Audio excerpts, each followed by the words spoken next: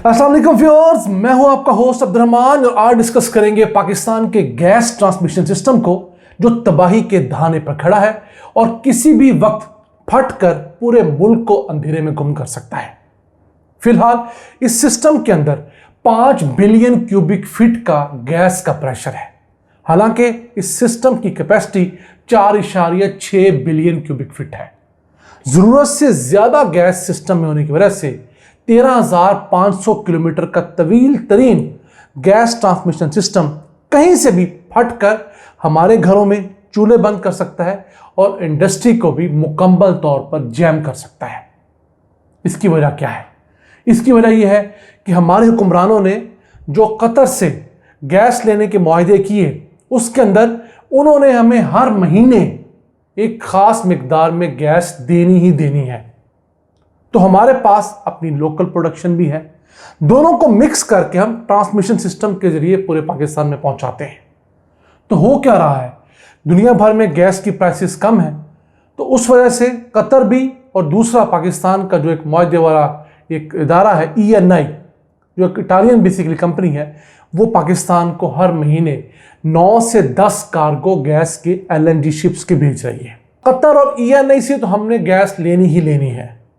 System के अंदर ज़्यादा गैस को बर्दाश्त करने की कैपेसिटी नहीं है, प्रेशर ज़्यादा नहीं हो सकता। तो हम लोगों ने क्या किया कि अपनी लोकल गैस पैदा करने वाली जो बड़ी कंपनियां हैं, जैसे OGDCL है, PPL है, माड़ी पेट्रोलियम है, MOL है, इनको कहा कि अपने लोकल कुओं से गैस की पैदावार घटा दें। और उन्होंने कुछ घटाई भी, लेकिन एक हद से ज़्यादा घटाने के बाद पाकिस्तान के अपने गैस के कुएं बैठ सकते हैं, जिस तरह पानी वाला बोर बैठ जाता है। तो अगर ये कुएं बैठना शुरू हो गए तो दोबारा इन्हें रिवाइव करने के लिए अरबों नहीं खरबों रुपए की इन्वेस्टमेंट चाहिए होगी। तो देखिए हुकूमत पाकिस्तान किस कदर बड़ा रिस्क ले रही है पाकिस्तान के गैस नेटवर्क को चलाने के लिए। और अगर इसके अंदर कोई छोटी सी भी तबाही आई तो मुल्क के अंदर अंधेरों के जो है वो पहरे होंगे और हम लोग एक दूसरे की तरफ मुंह देख रहे होंगे। और हुकूमत सस्ती लोकल गैस कम करके उसकी जगह महंगी इंपोर्टेड गैस सिस्टम में बढ़ा रही है। जब ये बिल 1-2 महीनों तक लोगों के घरों में जाएगा तो हम लोगों के 14 तबक रोशन हो जाएंगे, क्योंकि LNG लोकल गैस से 2 गुना महंगी है आजकल के रेट पे भी। अब उन कार्गोस की वजह से पाकिस्तान के पास वाफर गैस है, लेकिन इस वाफर गैस को पाकिस्तान आने के बाद जहां इस्तेमाल किया जाना है वहां कॉस्ट इस कदर बढ़ चुकी है कि वो सेक्टर इसे इस्तेमाल नहीं कर पा रहे। मसलन पाकिस्तान में सबसे ज़्यादा गैस अगर कोई सेक्टर इस्तेमाल कर सकता है वो है बिजली पैदा करने का सेक्टर। उसकी बिजली पैदा करने की जो सलाहियत RLNG पे है, वो 750 MMCFD गैस इस्तेमाल करके 4,800 मेगावाट बिजली पैदा करना है। और नो डाउट शहबाज शरीफ के बतौर चीफ मिनिस्टर लगाए गए ये 4 RLNG बेस्ड पावर प्लांट्स जो पंजाब में मौजूद हैं, 4,800 मेगावाट के LNG पर बिजली पैदा करने वाले बेहतरीन पावर प्लांट्स हैं जिनकी एफिशिएंसी 62% है।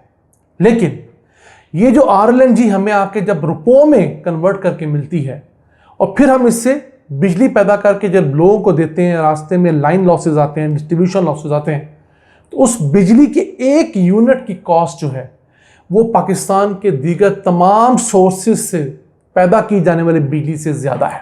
जी हाँ, पाकिस्तान में सबसे महंगी बिजली इन्हीं 4 LNG बेस्ड पावर प्लांट से हासिल होती है। और यही वजह है कि ये पावर प्लांट अपनी 50% से भी कम कैपेसिटी पर चल रहे हैं, क्योंकि इनसे अगर हम ज़्यादा बिजली पैदा करेंगे तो ज़्यादा महंगी बिजली पैदा होगी, तो कंज्यूमर को ज़्यादा बिल भेजना पड़ेगा।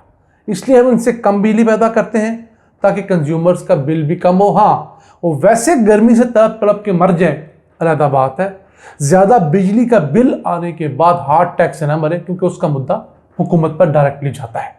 तो जिस सेक्टर ने 750 मिलियन क्यूबिक फीट गैस इस्तेमाल करनी थी, वो सिर्फ 525 मिलियन क्यूबिक फीट गैस इस्तेमाल कर पा है।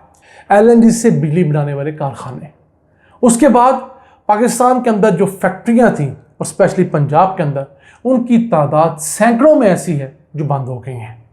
और हमारा इंडस्ट्रियल सेक्टर भी गैस का एक बहुत बड़ा कंज्यूमर है।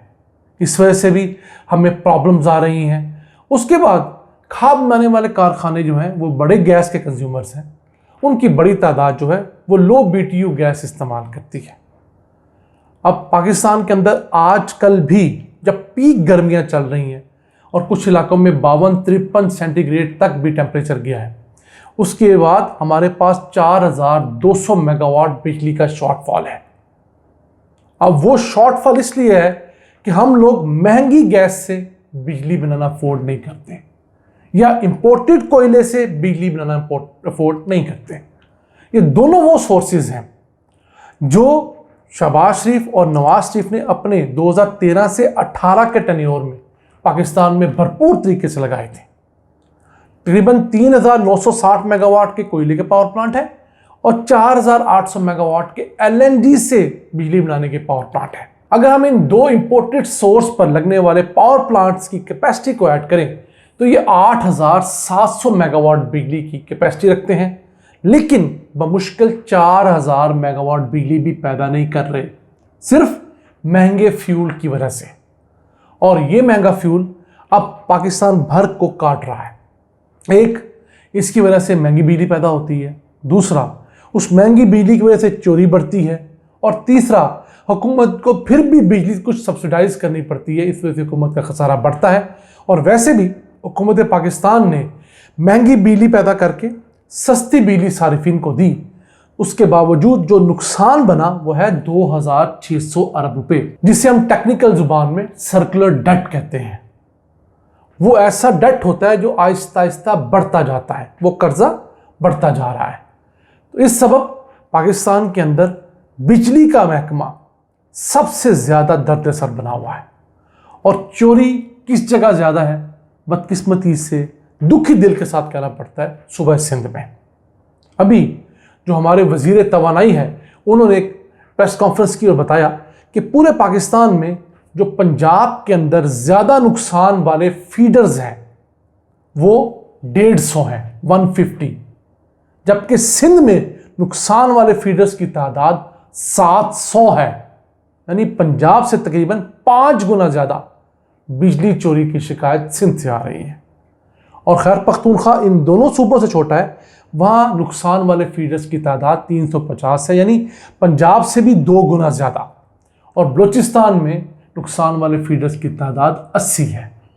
इन हालात में सूबाई हुकूमतों को जागना होगा, उन्हें देखना होगा कि वो बिजली चोरी के ऊपर किस तरह काबू पा सकते हैं, लाइन लॉसेस, ट्रांसमिशन लॉसेस को किस तरह कंट्रोल कर सकते हैं। क्योंकि हुकूमत अब खुल खिला के कह रही है कि मुल्क के अंदर रेवेन्यू बेस्ड लोड शेडिंग है, यानी जिन इलाकों में चोरी ज़्यादा है उन इलाकों में लोड शेडिंग भी ज़्यादा है। खैर पख्तूनख्वा के कई इलाके आजकल 18 घंटे की लोड शेडिंग बर्दाश्त कर रहे हैं, 20 घंटे की लोड शेडिंग बर्दाश्त कर रहे हैं। क्यों कर रहे हैं? उन इलाकों में 80% लोग बिजली का बिल देते ही नहीं है, और 80% में भी 70-80% के घरों के अंदर बिजली का मीटर नस्ब नहीं है। उन्होंने डायरेक्ट तारों से कुंडे लगा रखे हैं। उनकी अपनी कोई ना कोई तौजीह होगी, लेकिन ऐसे भी रियासत नहीं चला करती। हमें फैसला करना होगा, हमारी बिजली तकसीम करने वाली कंपनियों को होश के नाखून लेने होंगे कि वो लोगों को मीटर लगा कर दें। जो बंदा मीटर की दरख्वास्त दे बिजली की, उसको फ़ौरन मीटर दे, मीटर की रीडिंग सही तरह टैली की जाए और नेक नीयती से, ईमानदारी से बिल भेजा जाए, और हुकूमत बिल कम करने में कुछ मदद करे। तो नाज़रीन, ये था आज का एपिसोड। हमें उम्मीद है आपको पसंद आया होगा। अपनी सजेशंस, अपनी आरा से हमें आगाह रखा करें। अपने मेज़बान अब्दुल रहमान को इजाज़त दीजिए। अल्लाह निगहबान।